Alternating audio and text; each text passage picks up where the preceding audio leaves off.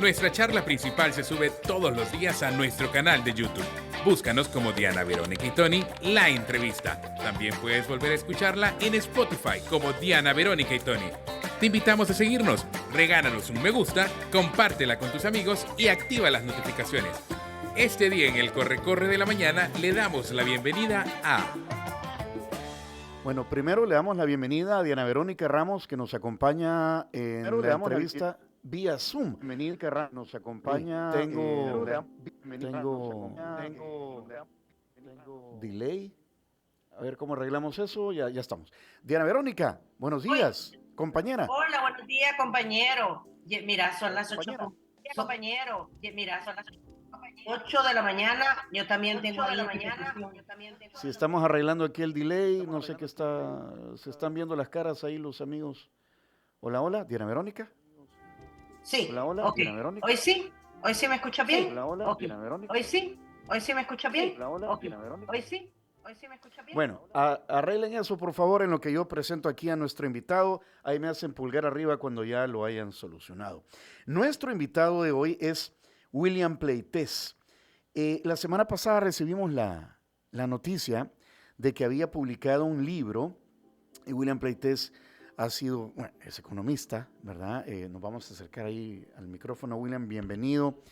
Y que había escrito este libro, es otro libro, porque ya ha escrito sobre temas económicos, sobre Ricardo Urioste, el pastor que no dejó morir a Romero. William, bienvenido. Buenos días, un saludo también a Diana Verónica y a ti, Tony. Ya vamos a arreglar ahí los temas técnicos.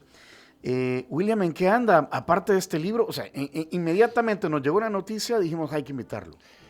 Bueno, la verdad es que estoy de director de Flaxo en El Salvador y adicionalmente soy el director del plan maestro del proceso de creación del Instituto Especializado de Nivel Superior René Toruño Sainer, Instituto Retos, que también ya abrimos hoy en mayo, ¿verdad? El inicio de la primera promoción, del primer grupo, de la primera cohorte de estudiantes en 4 carreras. Ya físicamente ya está Bueno, ¿qué sería un instituto? Es un instituto especializado de nivel superior que va a ofrecer inicialmente carreras técnicas de 2 años, ¿verdad? Es un proyecto enorme de aproximadamente $100 millones.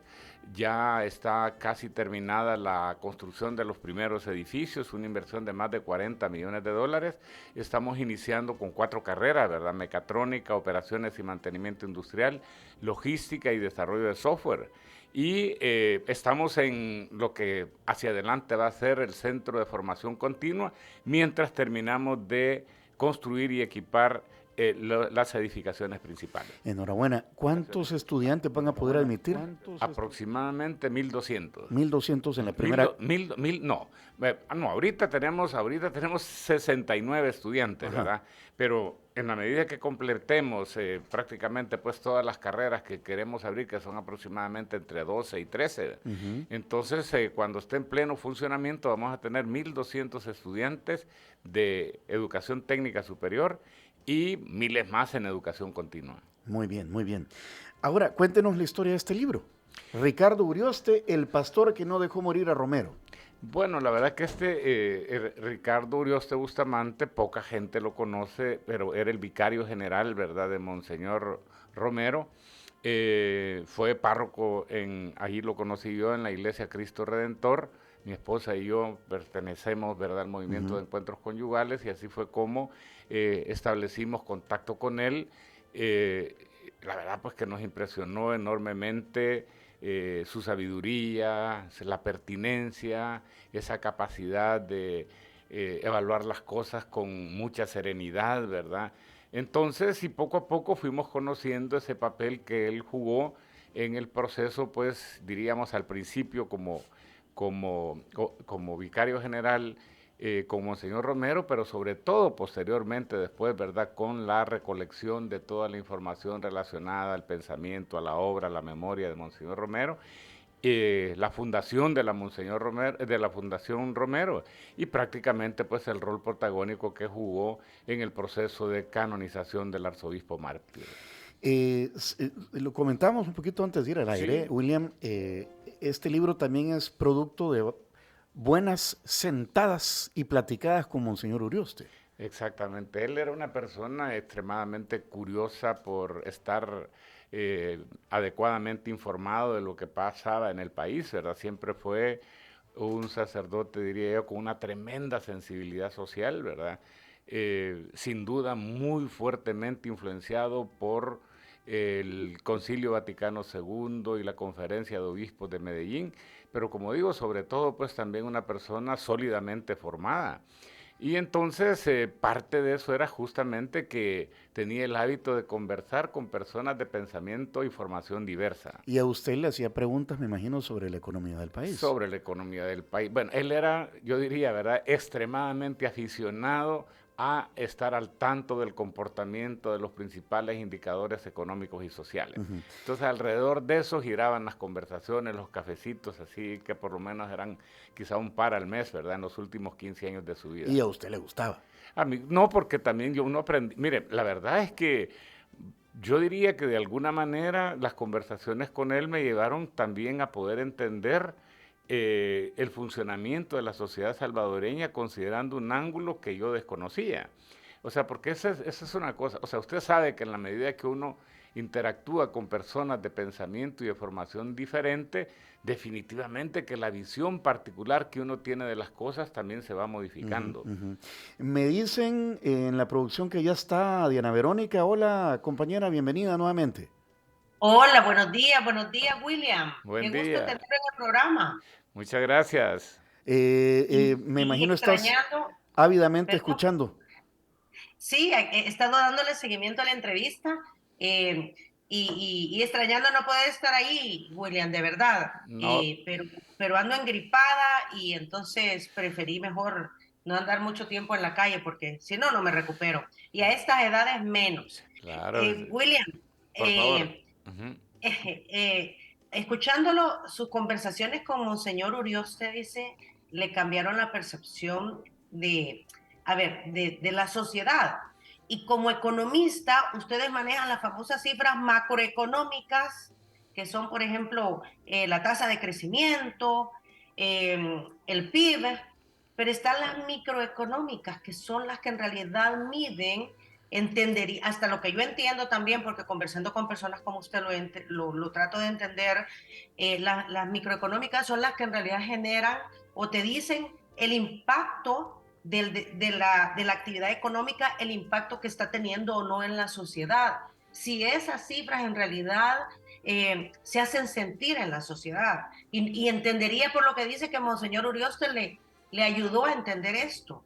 Sin duda alguna. Mire, la verdad es que yo diría que en la medida que uno va teniendo contacto con personas con estas características, se le abre una ruta de aprendizaje. Por ejemplo, eh, yo cuando iba al mercado, por ejemplo, hace unos 40 años con un economista joven, pues yo difícilmente veía al vendedor o a la vendedora en el mercado como un agente económico, ¿verdad? Mm. O inclusive pues su comportamiento ciudadano. Pero después de tener conversaciones de personas como Monseñor Urioste, uno ve a las personas de manera diferente. Uno está viendo el diario vivir, ¿verdad? Y la manera de cómo básicamente se va articulando una racionalidad, una manera de tomar decisiones que tienen que ver con la economía general, pero particularmente con la economía, voy a decir, con la economía familiar, con la Es economía. como humanizar los datos económicos. Completamente de acuerdo. Saber que detrás, que realmente a veces nosotros nos deshumanizamos en el proceso de formación académica Ajá. y necesitamos ese tipo de contactos para poder regresar, Como aterrizar. para aterrizar exactamente. Como aterrizar. De hecho, ¿verdad? Quizás muchas veces algunas de las discusiones más frecuentes que teníamos con él estaba cuando aparecía sobre todo nuevos datos sobre pobreza y los datos sobre pobreza en El Salvador, bueno, para nosotros que año con año estamos viendo que se aumentó, que se disminuyó, pues obviamente sabemos que detrás hay una metodología que tiene deficiencias. Entonces, por decir algo, puede haber un año en donde la tasa de crecimiento sea alta, pero los precios de los alimentos también experimentaron un crecimiento inusitado y aún con crecimiento económico, las estadísticas le van a reportar más pobreza. Y al revés, ¿va? Entonces, claro, para un sacerdote que está confesando gente, que está conversando con personas, si le dicen de repente, mira, fíjate que lo que pasa es que la pobreza ha disminuido a pesar de que el empleo haya disminuido, entonces le parece como absurdo, entonces necesita tener una explicación. Y quizá a los economistas nos cuesta dársela acertadamente porque de lo que le puede hablar uno es de las deficiencias de la metodología, pero él está viendo definitivamente pues lo que le están transmitiendo las personas. William. O sea que los datos aguantan con todo, William. Los datos aguantan. Sí, es que mire, la verdad es que uno tiene que saber que la lectura que se da a través de los datos, a pesar de que lo importante de que son los datos, ¿verdad? Definitivamente que pueden ser objeto y son a menudo objeto, diría yo, de distorsiones, ¿verdad? Inclusive a veces se miente deliberadamente sabiendo que el público no conoce exactamente cómo se construye un dato. Eso yo lo he observado muy a menudo. O sea, usted ve de repente algunos datos y dice, no, esto de aquí, o sea, usted, sí. Pero el ojo suyo no es el de todos los demás. El ojo del que ya sabe cómo se construye un dato sabe cuando quien está dando una opinión utilizando ese dato está haciendo una opinión manipulada, una opinión distorsionada, y cuando realmente sí está haciendo una interpretación adecuada. El libro, Diana Verónica, William, gira en torno a sus conversaciones y experiencias con el padre Ricardo Urioste, pero está relacionado también a Monseñor Romero. Yo no sé si nuestra sociedad, a partir de que Monseñor Romero ya es santo, ha tenido que también aprender a conocer a Romero, porque la figura de Monseñor Romero creo que la hemos como redescubierto o la opinión de muchas personas cambió ya santificado. No sé si me explico. No, completamente. De hecho, yo diría que Monseñor Urioste probablemente fue el primer reconvertido, voy a decir, en esa lectura sobre Monseñor Romero. Él cuando... ¿Cómo reconvertido? En el sentido de que la opinión inicial que él tenía de Monseñor Romero era muy distinta a la que desarrolló en la medida que comenzó a trabajar de cerca con él. Por ejemplo, solo para ponerle una pequeña anécdota, ¿verdad?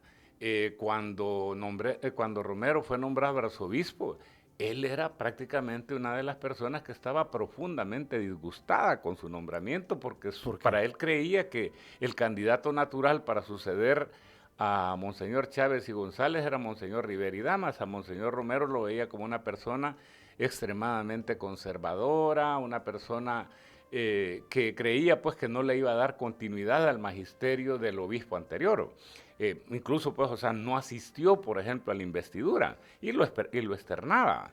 Entonces, curiosamente, al mes del nombramiento, a él lo designan para acompañar a Romero un mes después del asesinato del padre Rutilio Grande, y ahí comienza de alguna manera pues a establecer una primera relación.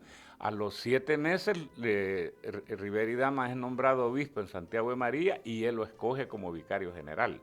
Y ahí se comienza a transformarse radicalmente la relación porque comenzó a conocerlo. Él dice, miren, no es que Monseñor Romero haya cambiado. Lo que pasa es de que realmente yo tuve la oportunidad de conocerlo de manera diferente. Y al conocerlo de manera diferente, al conocerlo de cerca, al conocer cuál era su verdadero pensamiento, cuál era su sensibilidad, entonces incluso hasta su carácter, ¿verdad? Entonces, eso me permitió definitivamente entender que esta era una persona que había que seguirla, ¿verdad? O sea, y por supuesto, ahí yo narro quizá una de las partes, yo retomo casi que todas las referencias que hace Monseñor Romero sobre Urioste, lo cita 97 veces en su diario personal, es la persona más citada en su diario y sin duda alguna el que más le colaboró durante su gestión como arzobispo. William, indistintamente si la persona es religiosa o no es religiosa, porque no se trata de religión, se trata de personas que transforman el caso de Monseñor Romero, el caso del padre Urioste, indistintamente de todas estas situaciones, ¿cuál es el objetivo del libro? Es descubrir las personas, descubrir pensamientos, analizar realidades del país. Bueno, yo diría, ¿verdad? De alguna manera es una suerte también, uno de los propósitos es un esfuerzo de recuperación de memoria, ¿verdad? De una persona que realmente jugó un papel protagónico en segunda línea, ¿verdad? Sin estridencias, como digo muchas veces a lo largo del libro, pero que realmente ha sido pues como fundamental, ¿verdad? Para poder tener una visión con mayor ética, voy a decir, ¿verdad? Que una persona que se caracterizó por ser muy coherente en su manera de ser, en su manera de pensar y en su manera de decir las cosas, ¿verdad? Indiscutiblemente, pues que uno también se da cuenta al leer el libro que ni Monseñor Romero ni Monseñor Urioste eran probablemente o pensaban como realmente creemos nosotros que pensaban o que lo hemos etiquetado como decía Tony. Hay que leerlo, ¿verdad? O sea, y cuando uno comience, sobre todo en el caso de Monseñor Romero, de Monseñor Urioste, que han dejado plasmadas muchas cosas de cómo pensaban, uno se lleva tremenda sorpresa, ¿verdad? Porque sí, definitivamente que se lleva sorpresas, no son las personas que de alguna manera la sociedad ha pintado, ¿verdad? O como decía Tony, con Monseñor Romero todavía, bueno, antes de la... Han habido conversiones exactamente. mentales y de opinión. Y yo en el libro, por ejemplo, como les digo, más que dar opiniones personales, yo lo que hago es, porque ha sido casi una metodología de trabajo independientemente del ámbito en el que sobre el que esté escribiendo, es dejar que sean los actores los que hablen. William, ¿de qué forma no deja morir a Romero Urioste? Básicamente... O sea, porque es el título sí, casi sí. del libro. Sí, no casi. Sí, el tema es, ¿verdad?, que estamos hablando de una persona, como digo, que tuvo ese privilegio de estar trabajando al lado, de ser el colaborador principal de Romero durante la época del arzobispado, que después prácticamente, bueno, sigue de vicario un tiempo más, pero cuando se nombra Rivera y Damas, el papel de vicario general lo asume Monseñor Rosa Chávez después de ser nombrado obispo. Y él como que redescubre una nueva misión. ¿Y cuál era esa nueva misión? Pues básicamente tratar de rescatar la memoria y el pensamiento de Romero, y porque él básicamente, voy a decir, desde su vivencia de estar a la par, él decía, he tenido la oportunidad de convivir con un santo, con una persona que ha tenido una sensibilidad particular, ¿verdad?, por los pobres, que ha sido adicionalmente fiel al magisterio de la Iglesia, pero que yo diría que sobre todo ha estado dispuesto inclusive a ofrendar su vida por básicamente, ¿cómo se llama?, defender los principios, la moral y en este caso los derechos de las personas. Ok. William, ¿quiénes participaron en la elaboración de este libro? Se lo pregunto porque me recuerdo que cuando nos fue a presentar el último libro sobre datos económicos o desarrollo económico en El Salvador, 200 años eran, ¿verdad? Sí, sí. William, 200 años del desarrollo económico, del De la desarrollo de la economía. economía en El Salvador, estaban involucradas un montón de personas, incluyendo su familia. Sí, mire, vaya, por ejemplo, en este caso, o sea, de hecho, mi esposa fue quizá de las principales motivadoras, quizá la principal motivadora para que escribiera este libro. Salud. No, ella básicamente me decía, mira, hemos conocido una persona con características especiales, ¿verdad? Realmente con una formación extremadamente sólida, ha tenido una contribución importante en diferentes ámbitos, por ejemplo, en cosas que uno no sabe, bueno, casi nadie sabía. Urioste ya fue, por ejemplo, el que encabezó la comisión de la Curia Metropolitana en el Congreso de Reforma Agraria de enero de 1970. Fue, por ejemplo, el que introdujo aquí a El Salvador el movimiento familiar cristiano. Fue de los primeros que comenzó también, por ejemplo, con todo este proceso de catequización campesina. Y como digo, quizá, bueno, lo más importante pues fue, o sea, después de ser vicario general con Monseñor Romero, él fue nombrado también vicario capitular, ¿verdad? Eso significa que él fue el que estuvo al frente de la iglesia en los días posteriores al magnicidio, ¿verdad? Él fue inclusive quizá la persona que más influyó también desde el punto de vista local en el nombramiento de Rivera y Damas, porque él era una persona realmente muy astuta para saber y te conocía mucho de derecho canónico. Así, o sea, es una persona que definitivamente dejó mucha huella, por eso inclusive le dieron el doctorado honoris causa, ¿verdad?, en la UCA, y fue declarado hijo meritísimo también por la Asamblea Legislativa. O sea, yo diría, o sea, el propósito del libro es de alguna manera destacar la relevancia de una persona con un enorme compromiso con la sociedad salvadoreña. Y por otro lado, de alguna manera, voy a decir así, ¿verdad?, también utilizar su contribución como un pretexto para hacer una lectura de qué es lo que ha pasado en la sociedad salvadoreña en las últimas 5 décadas, por lo menos, o 6 décadas, que es mientras él estuvo básicamente de sacerdote. Uh-huh. Ideológicamente, ¿a dónde ubicamos a Ricardo Urioste? Bueno, ese es un punto bien importante. Ricardo Urioste, al final de cuentas, era un fiel seguidor de la doctrina social de la Iglesia. Uh-huh. Y era una persona quizá de los más institucionales desde el punto de vista que podía tener coincidencias, en algunos casos con lo que típicamente a nivel político se considera la izquierda, y en otros con la derecha, porque el pensamiento de la doctrina social de la Iglesia está dotado de cierta dosis de radicalismo, pero no político, ¿verdad?, sino que fundamentalmente desde el punto de vista social. O sea, Urioste era de los que estaba claro que que tener sensibilidad hacia los pobres no significa necesariamente que hay que quitarle el dinero a los ricos para dárselo a los pobres, sino que lo más importante definitivamente es poder generar trabajo que sea digno para todas las personas. Lo acaba de estar con la publicación de la encíclica León XIV, el tema era la dignidad humana. Exactamente, ¿verdad? Es la dignidad humana.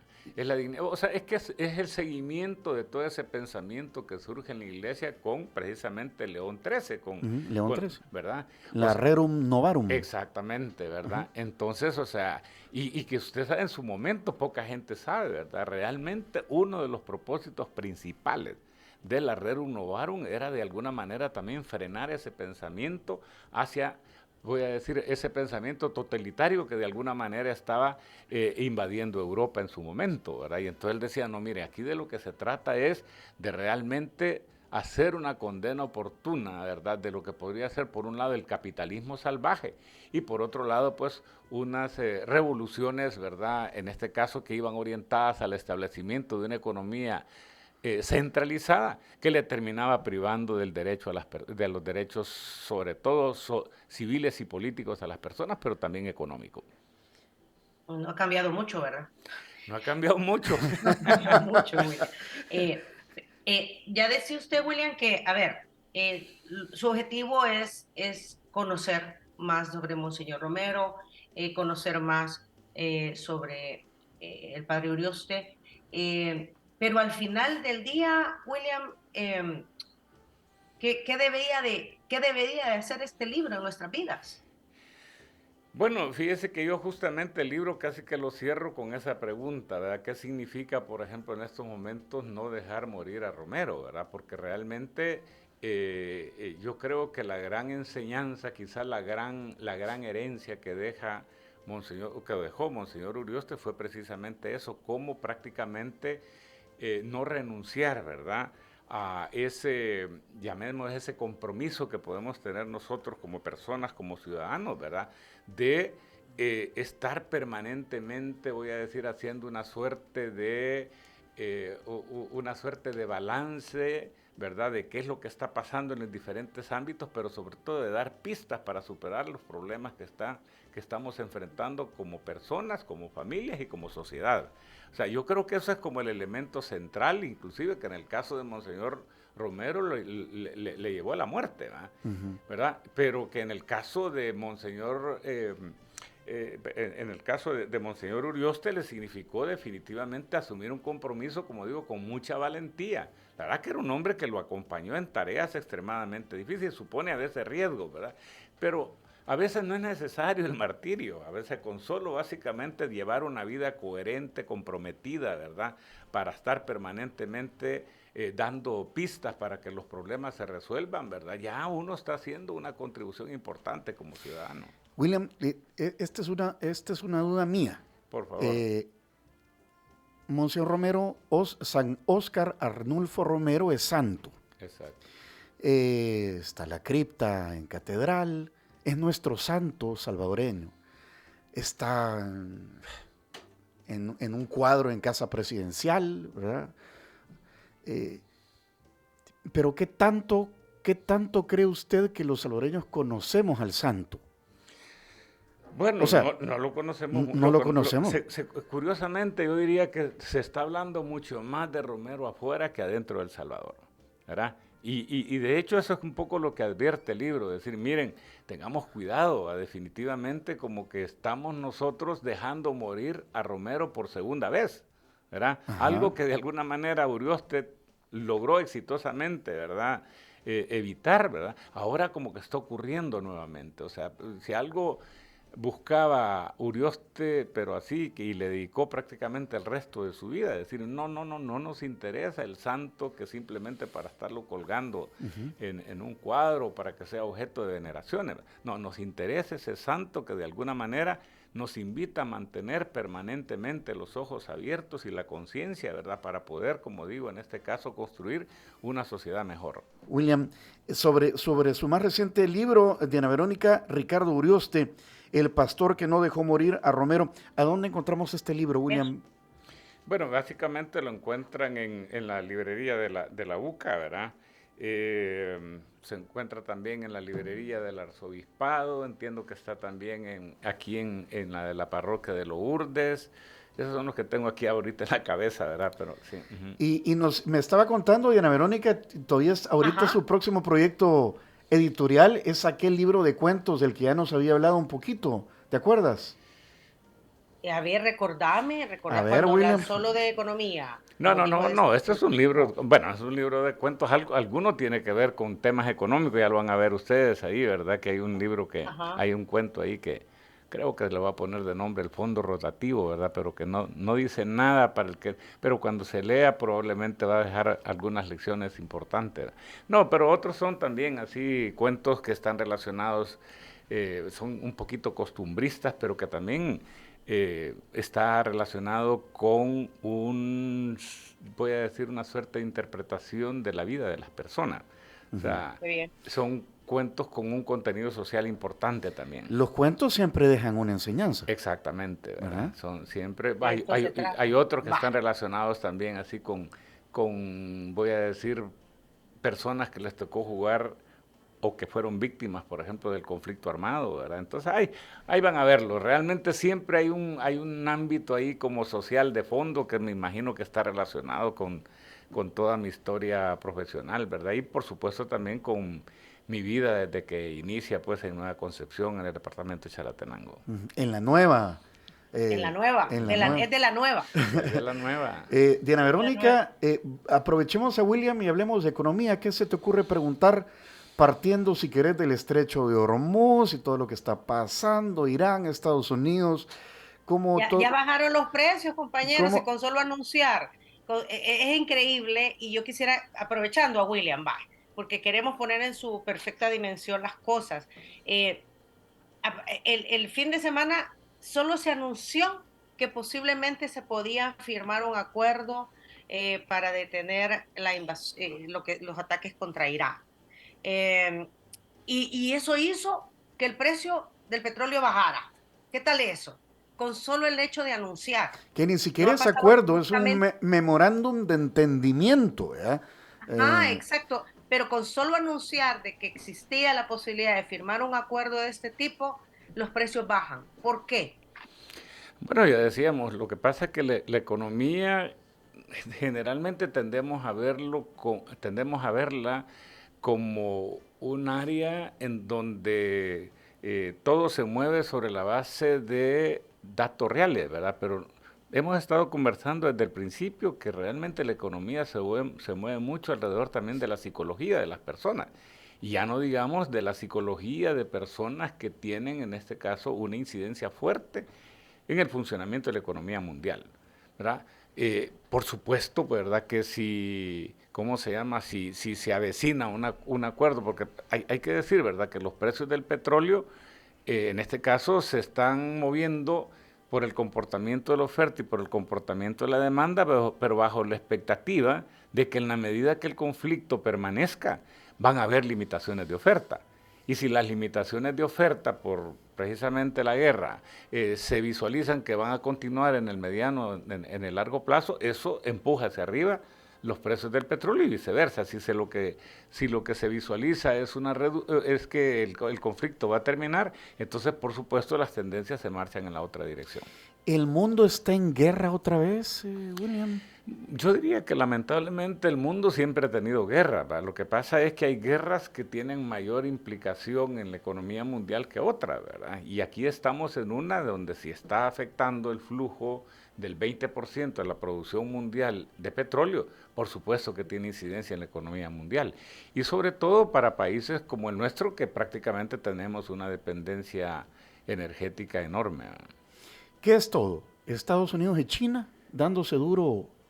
No, través de el mundo ahora es mucho más, diría yo, ¿verdad? multipolar. Sí, mucho más multipolar, ¿verdad? O sea, por supuesto que China ha emergido como un actor que es ya protagónico, ¿verdad? No es el China que teníamos hace 40 años, ni siquiera hace 15 años, donde básicamente la concentración era predominantemente alrededor de mantener elevadas tasas de crecimiento económico.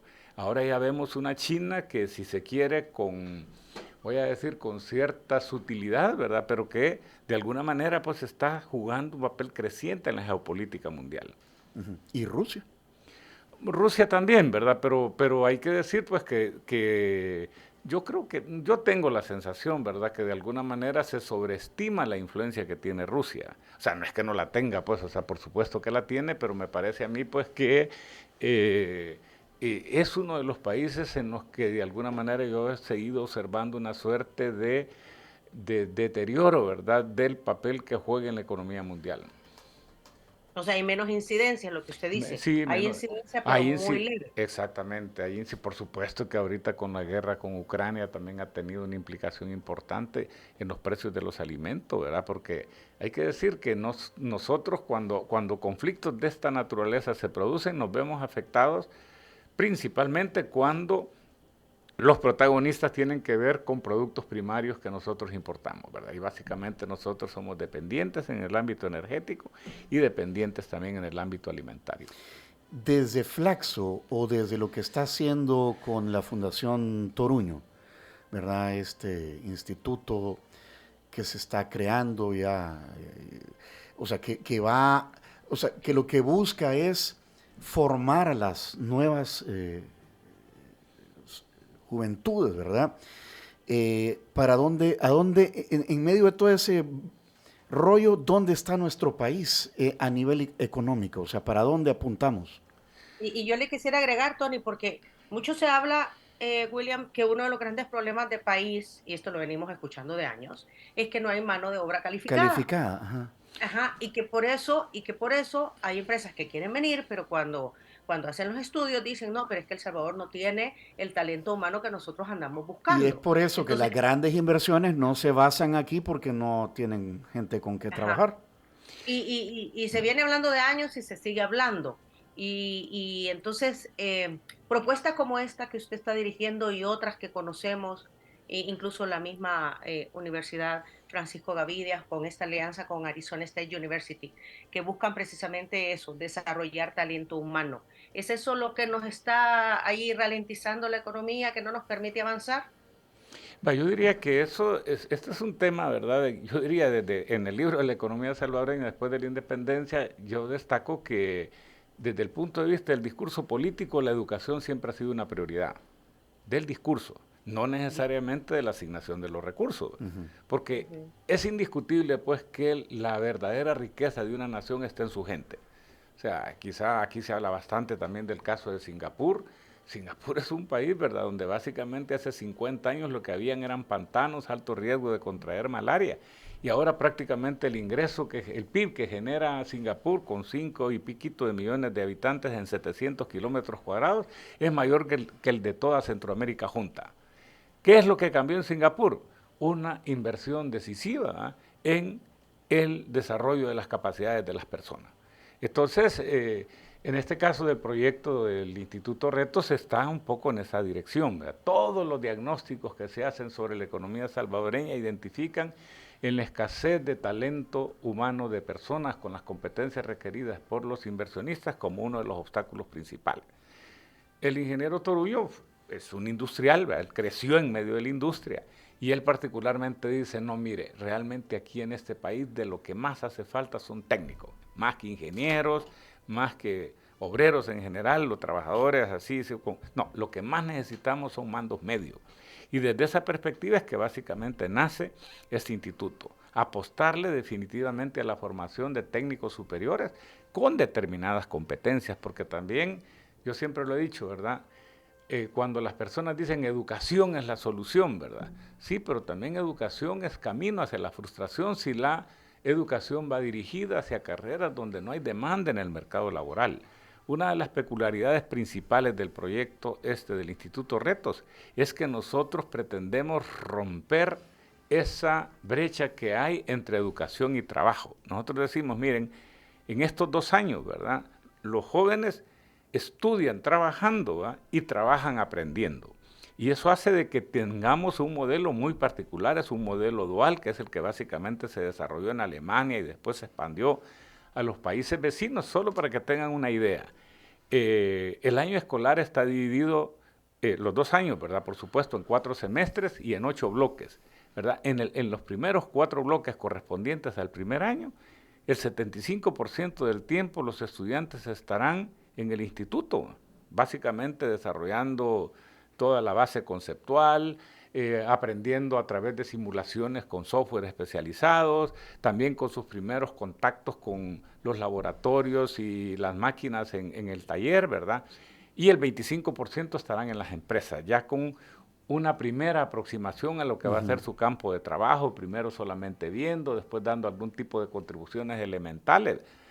Y en el segundo año la situación se invierte. 75% van a estar en las empresas y 25% en el instituto.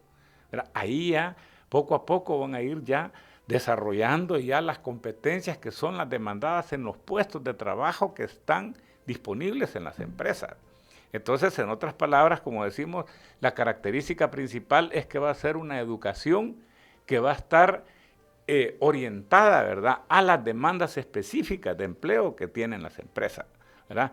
Entonces, como digo, y estos jóvenes, ¿verdad?, además van a ser dotados de competencias complementarias que son indispensables en el mercado laboral. Por ejemplo, lo que se le llama competencias blandas, liderazgo, puntualidad, empatía, o sea, y por otro lado también para nosotros va a ser fundamental que haya una formación transversal en inglés y en tecnología de información y comunicación. Vaya, pero eso, Saludar también, ¿verdad? eso lo están haciendo desde lo privado. Y en a nivel gobierno se está pasando el discurso a la practicidad, a la relación con la realidad. Vaya, nosotros en efecto lo que pretendemos en Retos es generar un modelo que ojalá pueda ser replicable, ¿verdad? O sea, vamos, en este caso también nosotros la misma localización en Ciudad Arce es como en un lugar donde no hay este tipo de tipo de educación, ¿verdad? Nosotros tenemos una muy buena relación con el gobierno, ¿verdad? Claro. Entonces, y como digo, de lo que se trata es básicamente de desarrollar un modelo que finalmente permita acercarse a esa demanda que, como ustedes dicen, a romper ese obstáculo, ¿verdad? De repente, mucho doctorado o mucha maestría, pero salen y no ¿y a dónde? Pues sí, no hay trabajo. Ya no, mire, la verdad, cuando uno va viendo, porque ahí sirve mucho decir los indicadores, ¿cuáles son los 20 puestos de trabajo con mayor tasa de crecimiento en el mundo en los últimos años? Uno se va a encontrar con que aproximadamente de esas 20, ¿Cuáles son? Casi que todas están relacionadas con el tema de las tecnologías de Nuevas, información y comunicación. nuevas tecnologías. Hay algo, bueno, quizás hay un informe que saca el Foro Económico Mundial todos los años, ¿verdad? Podemos hablar, no venía yo preparado con eso, pero se los puedo decir ahí. Y van a ver ustedes, ¿verdad? Que si de las 25, quizás 20 están relacionadas con el cambio tecnológico. Hay como 3 ahí que están relacionadas con temas ambientales y otros, ¿verdad? Que quizás lo estamos comenzando a ver aquí con la transición demográfica. Este tema, pues, de la economía del cuidado, o lo que algunos le llaman también la economía plateada. Solo hay que ver a quienes llevó Donald Trump a China. Sí, pues sí, así es. Son empresas tecnológicas. Entonces yo digo, pero nosotros, o sea, porque uno puede creer, ¿verdad?, que no, eso solamente está al alcance de los países más grandes o de los países más desarrollados. Con esa mentalidad, Singapur nunca hubiera pegado el salto. Los países asiáticos en general nunca vi. O sea, yo creo que el desarrollo, y así lo he pensado siempre, ¿verdad?, que el desarrollo es más sencillo desde el punto de vista de diseñar el camino que hay que seguir. Lo difícil es realmente comprometerse sostenidamente con ese camino. Eso es lo difícil. Y eso le iba a preguntar, William, porque Megatech fue eso, precisamente. Para eso se crearon los Megatechs. Estoy hablando de los 2000, para crear centros de estudios con carreras afines a lo que se estaban demandando o iban a demandar las empresas en los polos de desarrollo, tal es el caso de la Unión. O el tema de Empresas Centro, por ejemplo, este otro proyecto entre los industriales, la academia y las empresas, precisamente para capacitar gente en lo que las empresas están demandando. ¿Estos esfuerzos que no han sido suficientes o no se concretizan? ¿Qué es lo que ha pasado? Sí, pues, o sea, vaya, a veces en realidad se encuentran, voy a decir así, fórmulas que funcionan. Yo, por lo menos, todos los comentarios que he escuchado entre los empresarios sobre el programa Empresa Centro son positivos. Ahora, hay un problema de escala. Pues definitivamente, pues si aquí en El Salvador han estado ingresando al mercado laboral alrededor de 50,000 personas por año, ¿verdad? Pero sí. Entonces, eso lo que significa, pues, es de que, en efecto, ¿verdad?, hay que seguirle apostando a este tipo de programas que acercan la educación y la formación profesional con el trabajo. Pero también hay que pensar en escala, ¿verdad? O sea, realmente, vaya, ¿quién se iba a imaginar en El Salvador hace 20 años que íbamos a tener la escasez de técnicos como la que estamos experimentando actualmente, ¿verdad? Ahora, por ejemplo, encontrar un fontanero, encontrar un carpintero, encontrar un albañil, ¿verdad? Cuesta, ¿verdad? Cuesta, sí. Y nosotros, o sea, antes hablábamos así, ¿verdad? Casi que con orgullo, ¿verdad? De que, digo con orgullo en el sentido de que nos habíamos transnacionalizado con una enorme cantidad de salvadoreños viviendo afuera, ¿verdad? Pero básicamente lo que estábamos haciendo es exportando nuestro bono demográfico. Claro. Entonces, pero la gente dice, pero ¿y cómo los vamos a tener acá? Bueno, ahora resulta que inclusive a pesar de las deportaciones, hay escasez de mano de obra calificada en el país. Entonces, quiere decir entonces que, bueno, si ya encontramos que ese es un camino que funciona, invirtamos más, ¿verdad? O sea, la gente, los jóvenes sobre todo, ahora están, yo diría, menos interesados en carreras largas. Y siempre va a haber necesidad de que alguna gente se dedique a ese tipo de carreras, voy a decir, como abogado. No, y estoy pensando inclusive gente probablemente, voy a decir, de pensamiento más universal, ¿verdad? Filósofos, inclusive sociólogos, pues economistas también, ¿verdad? pero no en las dimensiones que definitivamente, ¿verdad?, hemos estado arrojando. Necesitamos más técnicos. Más técnicos. William, se nos acabó el tiempo. Siempre es un gusto conversar con usted. Repitamos nuevamente a dónde la gente puede adquirir el libro que ahora está lanzando Ricardo Urioste, El pastor que no dejó morir a Romeo, por William Pleites. Bueno, a Romero, sí. Es como se llama, ya decía, ¿verdad? En las librerías de la UCA, está en la librería del Arzobispado, está también ahí en la parroquia de San Francisco y en la parroquia de Lourdes. Así. Gracias por el ejemplar que nos ha regalado. Aquí está tu libro, Diana Verónica. Eso, fabuloso, sí. Miren, y lo otro con lo que escribe William es un lenguaje muy coloquial, entonces es de fácil comprensión también. Yo creo que eso es bien importante a la hora que uno se quede leyendo un libro, Me lo consta enganche. que Diana Verónica estaba leyendo su libro sobre la historia de la economía en nuestro país, Excelente. Sí, ¿verdad? ese ya lo leí, sí, sí, sí. Sí, sí, sí. Era Eh, pendiente que teníamos ahí con William. sí. Y son Y nunca se me va a olvidar. son 460 páginas, ¿verdad, Diana Verónica, para que... Sí, sí, sí. Pero lo que pasa es que lleva mucha gráfica Ajá, también. Ajá, lleva mucha gráfica. ajá, Y a mí nunca se me va a olvidar esa frase que usted nos dijo cuando nos fue a presentar ese libro, William, ajá, que nosotros eh, nuestra economía estaba basada en las remesas en buena parte, ¿verdad? Pero a un costo muy alto. Y es claro, que hemos desintegrado las familias. Y esa exactamente. desintegración de las familias es el costo social que ahora estamos viviendo. Completamente de acuerdo. Y los datos últimos ahí así lo confirman, Y ¿verdad? así seguimos. ¿Verdad? 38 de cada 100 menores de 18 años viven sin su padre, sin su madre o sin ambos. Ujú. Claro. Bueno, Y ahí está el problema. Así que a cuidar la familia. Gracias, William. Diana Verónica, nos comprometemos a tener, o por lo menos, si acepta nuestras invitaciones, a tenerlo más seguido a William, ¿verdad? Sí, sí, hay que hacer así como un repaso intenso de la economía nacional, William. Hoy pues nos quedamos cortos solo con el tema del empleo. A la orden. Muchas gracias. Y si quieren volver a ver o a escuchar esta entrevista, pongan atención a lo siguiente. Muchas gracias por acompañarnos en nuestra entrevista. Para volver a escucharla e incluso verla, visita nuestro canal de YouTube Diana Verónica y Tony. Búscala como La Entrevista. También puedes encontrarla en Spotify como Diana Verónica y Tony. Te invitamos a seguirnos, regálanos siempre un me gusta, compártela con tus amigos y activa las notificaciones.